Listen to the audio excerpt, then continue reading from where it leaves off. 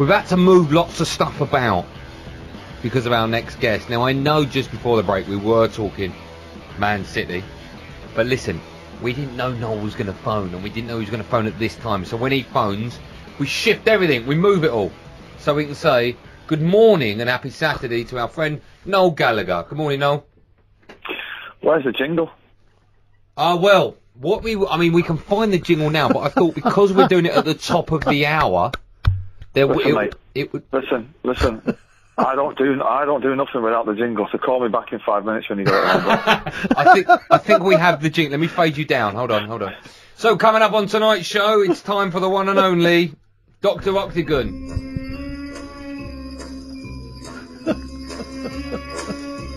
Dr. Octagon. Dr. Octagon. Dr. Octagon. He is here. He is here. Good evening, Noel Gallagher. Andy. How are you? Very well. How are you? As if I'd forget your jingle. It was there. Under J for jingle. There you go. Yeah, I'm sick. All right. I'm good, mate. How are you? Yeah, I'm great. Where are you in the world today, Noel? I am in a place called Laguna Beach in California, which is just near San Diego. Man alive, you get around, don't you? Yeah, it's great. It's paradise almost. Do you paradise. Do you collect your air miles? I think I've got someone that does that for me. Do you know what? I could have asked any question there, including wiping your backside, and you'd have come up with the same answer. And the thing is, they get about 50 grand a year out of it, don't you know what I mean? Have you got a spare job? There's always room for you, Bobby, on the firm. On the firm. What time of day is it? What's the weather like out? The weather is magical. It's let me see what time of day it is. I think it's just gone 4 in the afternoon. Oh, okay. All right. And what time are you playing tonight? You got the day off? No, I'm on holiday with the wife and kids. I've had the last week off here. I've played, on holidays. I'm flying to Brazil on Monday afternoon. Oh, so I feel quite honoured that you're away on a break and you're phoning us as well. Well, I'm never on a break. The big game's coming up, so I thought I might as well throw me out in the ring, innit? Yeah, okay, well, I'm hoping and still hoping, fingers crossed, to get you on after the big game on Monday. Yeah, I'll be alright. Yeah, I've got my flight out is not till about 2, 3, 4. Not till about 4 or 5 hours afterwards anyway, so we should be alright. Alright, wonderful. Yeah. Before we move on, I have to ask, because I haven't spoken to you since I saw the story of you appearing in the newspaper with regards to you going through customs. What? Do you know this story? Oh, no. With the headache pills. Oh, a Coachella festival. Was it there? Yeah, sleeping tablets, yeah. Yeah, that's right, the sleeping tablets, yeah. Yeah. Well, they do like full cavity searches on the way in there. Yeah. Which is not really, entering into the spirit of things at a festival, is it? And I've got a big bag of sleeping pills, so when I've got, long flights and jet lag, I forgot to take them out of my bag, but they look suspiciously like, Class A. They did look like Class A drugs. There was yellow ones and white ones. So the guy kind of pulled them out and he said, what are these? And I went, oh, they're sleeping tablets. And he went, am I going to take your word for that? I said, well, you're welcome to try one if you want. That's the thing, you can't say, all right, then go and put one in, because you'd fall asleep. I was like, you can try one, but it's going to spoil your weekend, I can assure you that. There must have been a part of you that did go, these are the sleeping pills, aren't they? Oh, no, I'm okay, I'm safe. Well, yeah, I mean, I've had that down the years, so what are these then? I've had that a few times. I wake up sweating in the middle of the night, I've got flashbacks of, holding up stuff like that, And, on this occasion, I was, took my word for it, they were sleeping tablets, and they were sleeping tablets, if anyone's looking at the Daily Mail. I bet for a moment that you thought you were going to be on the new series of Banged Up Abroad. yeah. It's not far off. No. Listen, before we talk City and the big game, which we'll get to in just a sec, I'm just going to ask you, just because it's on one of the screens in front of me, and I thought we haven't spoken to you. Did you see either or both semi-finals in the Champions League? We'll start with the Barca-Chelsea. You watch that one? Well, the Barcelona-Chelsea game, I seen the other one. I seen the Madrid Bayern Munich game, the Barcelona Chelsea game. I got talked into going to Disneyland by my wife. Oh yes, of course, yes. And I thought, oh, you know, Barcelona will get at least 4. It'll just be a run-of-the-mill game. And like, Disneyland is hell on earth. Right, I'm never going again. I don't care what my kids think of me. I'm never ever going again. What made it worse was my mate is back in London texting me, gradually getting more excited, going, "This is the greatest game of all time." Oh my God. And I was just sat there surrounded by Mexican chavs, just thinking, oh God. You know. And well, I was kind of watching it all unfold via text, and I still haven't seen it. They don't repeat them all day. But I seen the Madrid Munich game, which was awesome. It was pure theatre, wasn't it? Yeah. Pure theatre. First half, Ramos just needs a kick in the head, doesn't he? They're back in it.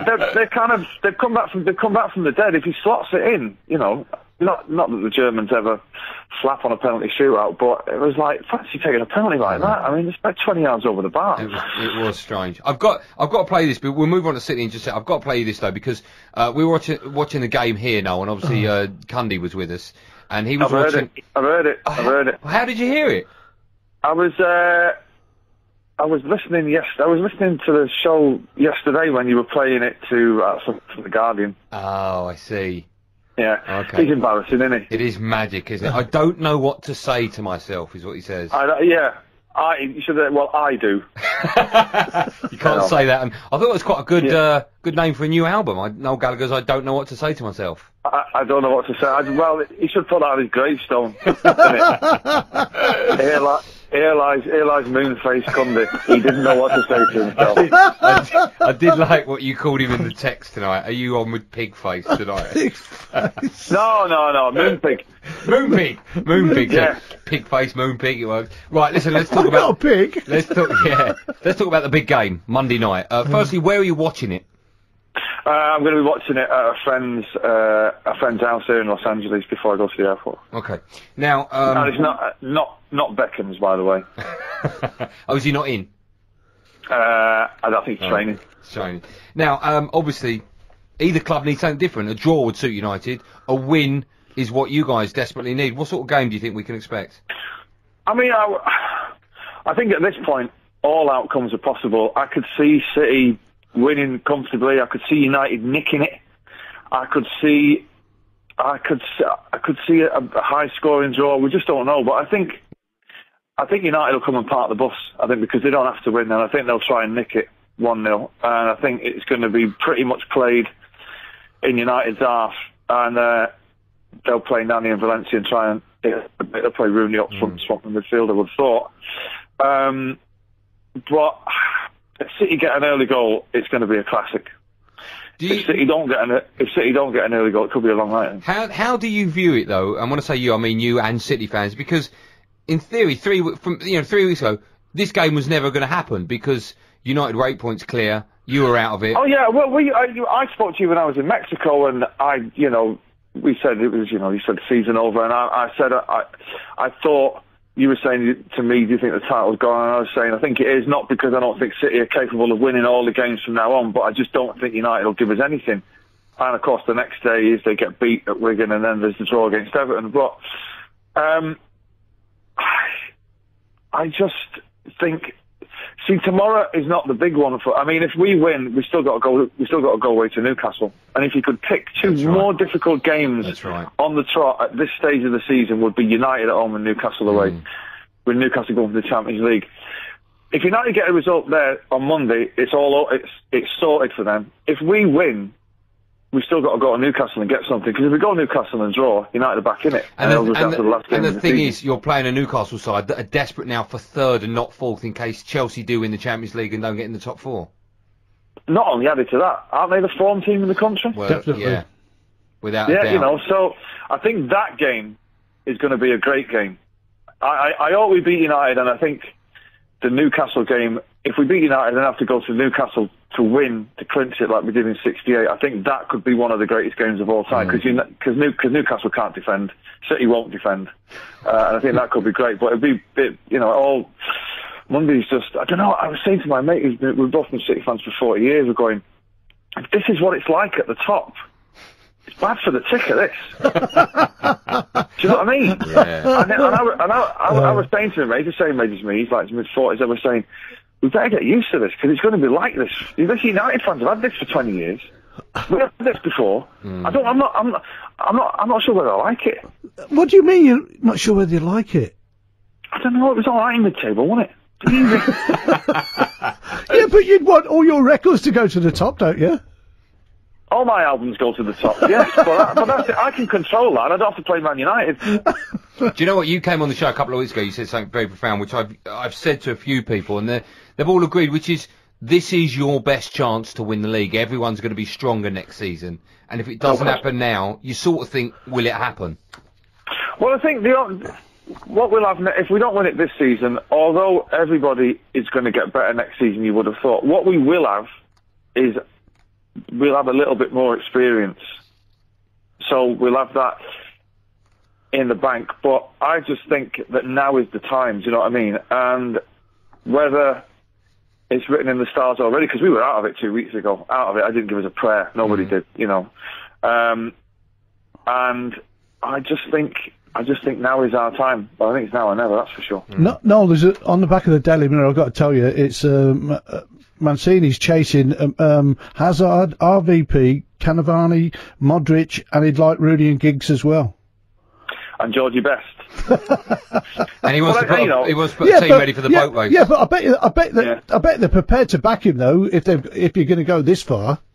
Oh, no question. I think now Mourinho has said he ain't leaving Madrid.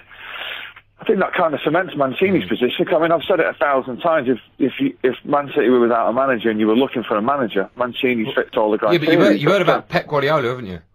I haven't. Do you know what? This is the first I've heard when I just switched on the radio there when I come in that he's resigned, has he? He has resigned. Yeah, his number 2 has taken over. We don't know what he's going to do, but he's going to have a year off, and he'll be back, in his words, sooner or later. Yeah, I can't see him like walking straight into another job.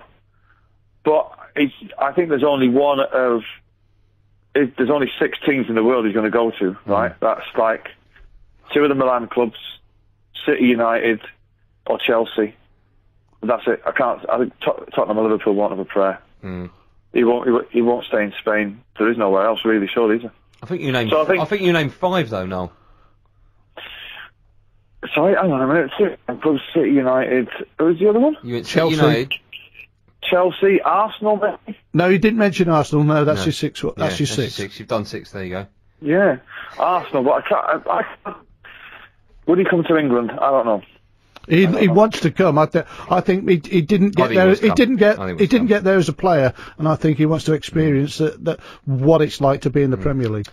Well, if I was a betting man, I'd say probably Chelsea, because Abramovich has always wanted to be Barcelona in blue shirts.